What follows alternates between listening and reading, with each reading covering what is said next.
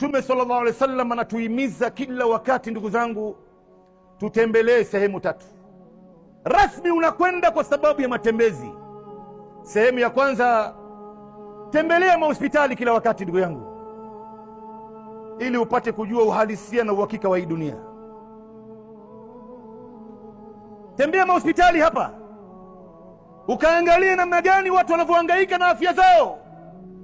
Hii afya ambayo mimi na wewe leo tunaichezea kuna watu wako tayari kuinunua hii afya kwa pesa na hawezi kupata. Na wengine wamepata ajali ya pikipiki, wengine wamepata ajali ya treni, ajali ya gari. Mtu amelazwa miguu na mikono juu, muda wa miaka miwili mitatu katika hali hiyo. Kila kitu yake anafanyiwa hapo. Chakula yake ni hapo, kunywa yake ni hapo, kuogeshwa ni hapo, haja yake kubwa ni hapo, haja yake ndogo ni hapo. Amelazwa hivi, ndugu zangu. Wewe leo hii afya yako ulionaye, kama hujui thamani yake, nenda mahospitali hapa upate kujua namna gani leo watu wanaopitia mitihani. Wewe leo Mwenyezi Mungu amekuruzuku watoto wana afya nzuri, mashallah, hamna hata mmoja wao ambaye ni mgonjwa. Tembea hospitalini hapa uone wazazi ambao wanaopitia mitihani. Mtoto anazaliwa hana sehemu ya siri ya mbele wala ya nyuma, inabidi daktari watoboe shimo katika sehemu ya tumbo ndio itoke haja yake kubwa na haja yake ndogo. Tutembeleeni mahospitali, ndugu zangu, kila wakati. Si kwenda kumuona mgonjwa wako tu. Mchukue mke wako, achukue watoto wako, achukue mandugu zako. Leo tunakwenda hospitalini kuangalia watu wenye hali tofauti tofauti. Huenda ujui thamani ya afya ulionaye mpaka umuone mtu aliyeikosa, au labda siku utakaikosa ndio utajua kumbe kweli niliichezea afya yangu. Kwa kweli niliichezea afya yangu, nilitumia nguvu ya mwili badala ya kujikaribisha kwa Mola wangu, nikaitumia vibaya kwenda kumuudhi Mwenyezi Mungu Subhanahu wa Ta'ala. Sehemu ya pili ambayo nitakana tuyatembelee sana, ndugu zangu, tutembelee majela.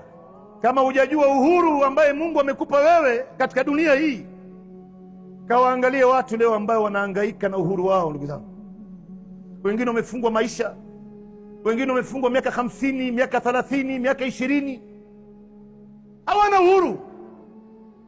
Mimi na wewe alhamdulillah, mahali popote unataka unakwenda, mahali popote unataka unarudi, time yoyote unaitaka wewe unapanda unashuka. Hakuna mtu amekushikia bunduki bwana, au umewekewa kafyu, nenda hapa usirudi hapa, time fulani utatoka, lazima time fulani usharudi kwa time yako. Ndugu yangu, leo ni wangapi ambao wanaitumia uhuru huu? Anainua mtu mguu wake moja mbili, anakwenda kumuudhi Mwenyezi Mungu. Anainua mtu mguu wake moja mbili, anakwenda kukaa mahali ambapo Mwenyezi Mungu hayuko radhi. Kwa hivyo ikiwa hujui umuhimu wa uhuru ulionaye wewe, tembea majela hapa, ndugu zangu. Wakati mwingine nenda jela ukaombe ruhusa uingie tu. Lakini jambo la tatu ambaye kila mara nitakana tuyatembelee ni tutembelee makaburi. Twende makaburini hapa. Kuzuru makaburi, ndugu yangu, si eti kwamba unakwenda kuzika. Hapana, kuzika ni tofauti.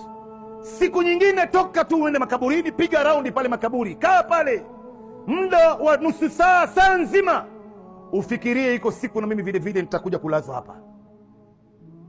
Fa innaha turaqu alqalb, kuzuru makaburi inalainisha moyo wa mtu. Maana yake inamfanya mtu kuwa na imani.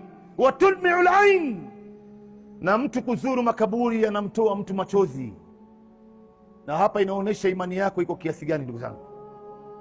Wa tudhakirukum alakhirah, na mtu kuzuru makaburi yatamkumbusha mtu akhirah. Iko siku utakuja kutiwa ndani ya jeneza, ndugu yangu, utapelekwa makaburini. Wewe utakapozikwa hali yako itakuwaje? Hii kaburi itakuwa ni shimo moja kama shimo ya motoni, au itakuwa ni chumba moja katika vyumba vya peponi?